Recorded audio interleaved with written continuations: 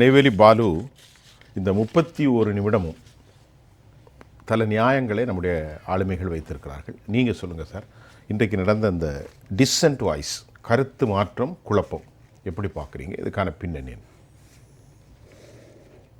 இப்போ எனக்கு முன்னால் பேசின ரவிச்சந்திரன் சொன்னது பார்த்தா, இந்த எதிர்கட்சியிலேருந்து போனவன் பூரா முட்டா பயிருங்க, அவனுக்கு ஒன்றும் தெரியாது. பார்லிமெண்ட் செஷன் முடிஞ்சு வந்து கேட்டால் அங்கே ஒரு பில் பாஸ் பண்ண அது தெரியாது, எஜுகேஷன் பில் அது தெரியாது. எப்படி இதுதான் ரவிச்சந்திரன் எதிர்கட்சிகளை பற்றி அவருடைய கருத்து ஒன்று. ரெண்டாவது என்னென்னா, அப்படிப்பட்ட முட்டாள்களையும் மூடர்களையும் ஏன் மோடி கவர்மெண்ட் அனுப்புது? அதை பார்க்கணும்ல. இவர் சொல்கிறார்ல, ஒன்றுமே தெரியாது, ஒன்றுமே தெரியாது, ஒன்றுமே தெரியாது. இன்னொன்று சொல்கிறாரு, இது மோடியை பாராட்டி பேசிட்டா, இந்திய கவர்மெண்ட்டை பாராட்டி பேசிட்டா அப்படியே அவங்களுக்கு இப்போ போயிடுமா. யார் சொன்னால்? கனிமொழி பேசிட்டு வந்த உடனே என்ன பேசுகிறேன்னு நீங்கள் சொன்னாங்க. சசிசேகர் போயிட்டு வந்த பிறகு என்ன பேசுகிறேன்னு சொன்னாங்க. அது மட்டும் இல்லை, எல்லா கட்சிகளும் போவதற்கு முன்னால் நம்முடைய வெளியுறவுத்துறை அமைச்சர் ஜெய்சங்கர் அவங்களுக்கு ப்ரீஃப் பண்ணி தான் அனுப்பினார், சாதாரணமாலாம் அனுப்புகிற. அதைத்தான் அவங்க பேசுகிறாங்க. ஆனால் அங்கே போய் என்ன பேசுகிறேன்னு சொன்னால், இன்றைக்கி கேள்வி கேட்குறாங்கல்ல, என்னென்ன செக்யூரிட்டி லேப்ஸ் இருந்ததா, எத்தனை பிளேன் வீழ்த்தப்பட்டது, ட்ரம்ப்னால தான் அது முடிஞ்சுதா இல்லையா, இந்த மாதிரி விஷயங்களெல்லாம் அங்கே பேசுகிறாங்களா? அவங்க பேசலை, அங்கே பேச முடியாது.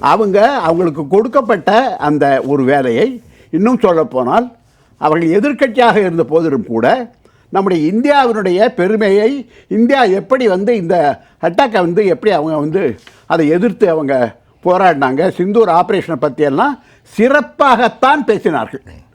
ஆனால் ரவிச்சந்திரன் என்ன சொல்கிறாரு, அவங்களுக்கு ஒன்றுமே தெரியாது, 39 பேருக்கும் ஒன்றுமே தெரியாது அப்படின்னு பேசுகிறாரு. ரெண்டாவது, இந்த கேள்வியை பொறுத்தளவில் முதல்ல அடிப்படையான விஷயம், வெளிநாட்டில் போய் பேசும்போது எல்லாருமே அப்படி தான் பேசுவாங்க. இப்போ நம்ம குடும்பத்துக்குள்ளேயே ஒரு சண்டை நடக்குது, அப்போ பங்காளி சண்டை நடக்குது, விட்டு கொடுத்து பேச மாட்டோம் அங்கே போய். ஆனால் எங்கே பேசுவோம்னா, உள்ள வீட்டுக்குள்ளே வரும்போது தான் பேசுவோம், அதைத்தான் பேசுவோம். இப்போ என்ன பேசுகிறோம்னு சொன்னால், செக்யூரிட்டி லேப்ஸ் இருக்கா அப்படின்னு கேட்டால் அதெல்லாம் பேசக்கூடாது. யார்? எனக்கு சம்மந்தமே இல்லை பொன்வீர்சன் சொல்கிறாரு, அதெல்லாம் கேட்கக்கூடாது, அதெல்லாம் சம்மந்தம் இல்லை. ஏன் கேட்கக்கூடாது? நான் சொல்கிறேன். இப்போ அட்டாக் நடந்தப்போ ஒரு அம்மா கதறாங்க, என்னுடைய கணவர் அடிபட்டு கீழே கிடக்கார் ரத்தத்தில், தூக்கிறதுக்கு ஆள் இல்லை, தூக்கிறதுக்கு ஒரு கான்ஸ்டபிள் இல்லைன்னு கத்துறாங்க. ஒரு குதிரையில் வாடகைக்கு குதிரை ஓட்டுற ஒரு பையன் அவ்வளோ பேரை காப்பாற்றி கடைசியில் அந்த குண்டடியில் அவனு செத்துப்பனா ஒரு இஸ்லாமிய இளைஞன் சுட்டவனும் இஸ்லாமியர்கள். அதே மாதிரி அவர் மட்டும் சொல்லலை, நேற்று இவங்களே நிர்ணயித்த ஜம்மு காஷ்மீருடைய லெப்டினன்ட் கவர்னர் சொல்கிறாரு, இட்ஸ் அ செக்யூரிட்டி லேப்ஸ். நேற்று சொல்லிட்டார்ல, இப்போ அதுக்கு என்ன பதில் சொல்ல போகிறீங்க? சரி. ரெண்டாவது, 5 பிளேன் அவர் சொல்லிட்டாரு, ட்ரம்ப் சொல்லிட்டாரு, அதெல்லாம் இல்லை. நம்முடைய இராணுவ தலைவரே சொன்னார். என்ன சொன்னார் தெரியுமா? எவ்வளோ நம்முடைய விமானங்கள் வீழ்த்தப்பட்டன கேட்கும்போது என்ன சொன்னார்னா, அது ஒரு முக்கியமான விஷயம் இல்லை. ஆமாம் சொன்னார்ல. அப்படின்னா என்ன அர்த்தம்? நான் என்ன கேட்குறேன்னா, நம்ம நாட்டினுடைய வெற்றியை பற்றி பேசக்கூடிய அதே நேரத்தில் நம்முடைய தோல்வி, அதாவது நம்மகிட்ட இருக்கக்கூடிய போதாமைகளை பற்றி நீங்கள் சொல்லவே மாட்டீங்க. ஆனால் நாங்கள் கேட்டாலும் நாங்கள் முட்டா போயிருங்க, ஒன்றும் தெரியாதுவன். எங்களுக்கு வந்தாச்சுன்னா பார்லிமெண்ட்டில் என்ன நடந்ததோ ஒரு இளவுமே தெரியாது, எங்களுக்கு ஒன்றும் தெரியாது. இப்படியெல்லாம் பேசுகிறது முதல்ல அதில் மரியாதையே கிடையாது. அப்படி பேசுவதுங்கிறது மரியாதையே கிடையாது. அதைத்தான் ரவிச்சந்திரன் பேசுகிறார். இன்னொன்று, இவ்வளோ பேரையும் தேர்ந்தெடுத்து எப்படி அனுப்புனாங்க? கவர்னரே நீ சொல்கிறார் செக்யூரிட்டி லேப்ஸ்ன்னு சொல்கிறாரு.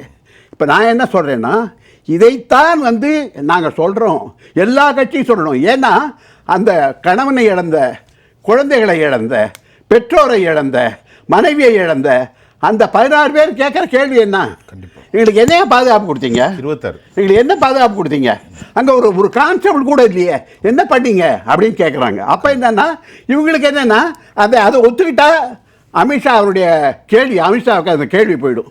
ஆக அது வரக்கூடாதுங்கிறதுக்காக போனவெல்லாம் முட்டா பையன் பேச வேண்டியது. இது என்ன அரசியல், எல்லாம் நாகரிகம்னு நான் கேட்குறேன்.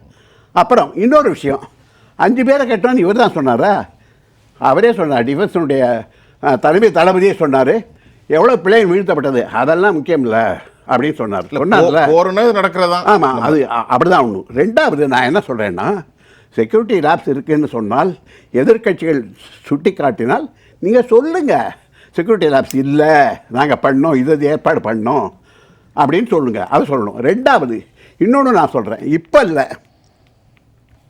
புல்வாமா அட்டாக்கில் என்ன நடந்தது? அப்போ புல்வாமா அட்டாக் நடக்கும்போது அங்கே லெஃப்டினன்ட் கவர்னராக சத்யபால் மாலிக்னு ஒருத்தர் இருந்தார். பிஜேபியினுடைய எம்பியாக இருந்தவர், யூபி லாயர். அவர் என்ன சொன்னார்னா, நீங்கள் ரோடு வழியாக போகக்கூடாது, அப்படி போகிறோன்னு சொன்னால் அந்த தீவிரவாதிகளுடைய தாக்குதலில் நம்முடைய இராணுவ வீரர்கள் பாதிக்கப்படுவார்கள் அல்லது கொல்லப்படுவார்கள், எனக்கு பிளேன் கொடுங்கன்னு சொன்னார். அவர் கதறினார். கடைசி வரைக்கும் பிளேன் கொடுக்கல. கடைசியில் நீங்கள் வந்து ரோட்டில் போங்கன்னாங்க. 45 அவ்வளோ பேர் செத்து போனான். சரி, அதுக்கு இன்னி வரைக்கும் பதில் சொல்லியிருக்கீங்களா? அப்போ என்ன பண்ணுறீங்க தெரியுமா? நீங்கள் பதில் கொடுத்தவர்களை தியாகிகளாக்குறீங்க. The victims have been made patriots. அந்த மாதிரி பண்ணுவது தான் வந்து உங்களுடைய வேலையாக இருக்குது. இன்னொன்று சொல்கிறேன், ட்ரம்ப் சொல்கிறாரு 17 தானே சொல்கிறேன். நீங்கள் பதில் சொல்ல வேண்டியதானே, மோடி சொல்ல வேண்டியதானே? அவங்க 2 பேர் கட்டி பிடிச்செல்லாம் அங்கே பேசுனாங்கல்ல. போன முறை மோடி பேசினப்போ, ட்ரம்ப் போன தடவை இருந்தப்போ அவரே ஓட்டு கேட்டார்ல, இந்தியாவில் வந்து மோடி ஓட்டு போடுங்கன்னு சொன்னார்ல. Very good. அப்படியெல்லாம் பேசுறீங்கல்ல, அப்போ அந்த ட்ரம்ப்புக்கு நீங்கள் பதில் சொல்ல வேண்டியதானே? ஏன் பதில் சொல்லலை? அதனால் நான் என்ன கேட்குறேன்னு சொன்னால், கேள்வி கேட்பது தான் எதிர்க்கட்சியுடைய வேலை. அது சரி, அதற்கு பதில் சொல்ல வேண்டியதுதான் அரசாங்கத்துடைய கடமை. அதை விட்டுவிட்டு நீங்கள் அப்புறம் இன்னொரு விஷயம், பார்லிமெண்ட்டை வந்து கூச்சல் குழப்பம். நீங்கள் உங்கள் தலைப்பை தப்பு. நான் என்ன சொல்கிறேன்னா, சட்டப்படித்தான் முக்கியமான விஷயங்கள் இருந்தால் அதை நம்முடைய நார்மல் ஷெடியூலில், அதாவது என்ன இன்றைக்கு பார்லிமெண்ட்டை விவாதிக்க வேண்டும் என்று ஒரு திட்டமிடுறாங்களோ அந்த திட்டமிடுவதை மாற்றிவிட்டு ஒரு அவசரமான ஒரு மசோதாவோ ஒரு பிரச்சனையோ வருது என்றால் அதை பேச வேண்டும் என்று கேட்பதற்கு எதிர்க்கட்சிகளுக்கு உரிமை இருக்குது. அதை கொடுக்கணும். அதை கொடுத்தா தான் நீங்கள் ஜனநாயகத்தில் நம்பிக்கை இருக்கிறதா அர்த்தம். இன்னொன்று கேட்குறேன், பிஜேபி என்ன இந்த ஓட்டு போட்டால் தோற்று போயிடுமா பார்லிமெண்ட்டில்? உங்களுக்கு தான் சஃபிஷியன்ட் ஸ்ட்ரென்த் இருக்குல்ல, போதுமான அளவுக்கு உங்களுக்கு பலம் இருக்குல்ல, அப்போ தைரியமாக ஃபேஸ் பண்ணி விட்டானே. ஏன் கிட்ட தவிக்கிறீங்க? போன மாதிரி 154 எம்பியை வெளியில் அனுப்பிவிட்டு எத்தனை பில்லை பாஸ் பண்ணீங்க? ரெண்டா பேசுவோம். அதே தான் நான் என்ன சொல்கிறேன்னா, முதல்ல எடுத்துக்கிறோம். முதல்ல இந்த விஷயத்தை சார் சுருக்கமாக உங்களுடைய பதில் சொல்லுங்கள். இப்போ அவர் சொல்றாரு, ட்ரம்ப் இப்போ சொல்லிட்டு போறாரு, நாங்கள் பதில் சொல்லல. நான் என்ன சொல்கிறேன், அவர் மூத்தவர், அதுக்காக ரொம்ப விமர்சனம் பண்ண விரும்பலை. இல்லை விமர்சனம் இது மறுபடியும் போடுங்க. ஏதாவது ஒரு இடத்துல எதிர்கட்சிங்கெல்லாம் முட்டா பயல்கள்னு நம்ம ரவிச்சந்திரன் சொன்னாரான்னு காமிங்க. அது மாதிரி ஏதாவது ஒரு இடத்துல காமிங்க. ஒண்ணுமே தெரியாது.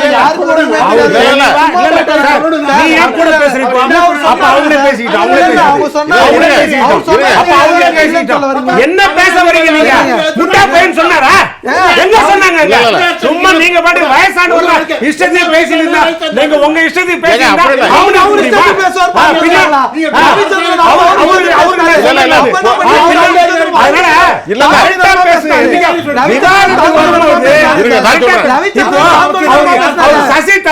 சசி தரூர் சொன்னதை பாலு சார் நிறைவு கருத்து சுருக்கமா 2 நிமிடம்.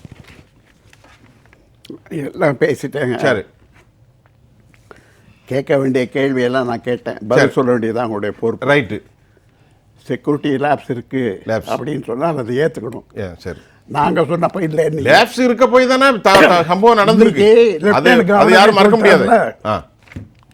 லெப்டினன்ட் கவர்னரே சொல்லிட்டாரு. எல்ஜி சத்யபால் மாலிக் என்ன சொன்னார்? ஆமாம், அவரும் சொன்னார் புல்வாமாவில் ரைட் பிளேன் கொடுங்க, ஹெலிகாப்டர் கொடுங்க, ரோட்டில் போனால் ஆபத்து இருக்குன்னு சொன்னார். கேட்கல. 3 தடவை 4 தடவை கேட்டு கொடுக்கல. 16 பேர் செத்தான்ல. அது யாருடைய தப்பு? லேப்ஸ், செக்யூரிட்டி லேப்ஸ் இல்லையா? அப்போ சத்யபால் மாலிக் இன்னைக்கு அவர் வீட்டில் படம் முடிச்சேன்னா எப்படி முடிச்சாங்க? நான் சொல்கிறேன், பிஜேபி கொடுத்த படம் தான். அவர் யார்? உங்கள் தானே. அவருடைய நீங்க நியமித்தாள் தானே. அதான் யூபியில் உள்ள பாஜக பிரமுகர் தான். அதாவது ஒருத்தர் பேசுறதுல இப்படி அப்படி 2 3 கட்சியெல்லாம் பேசுறோம். அது கரெக்ட் தான். ஒரு கட்சி தான் பேசுறோம்.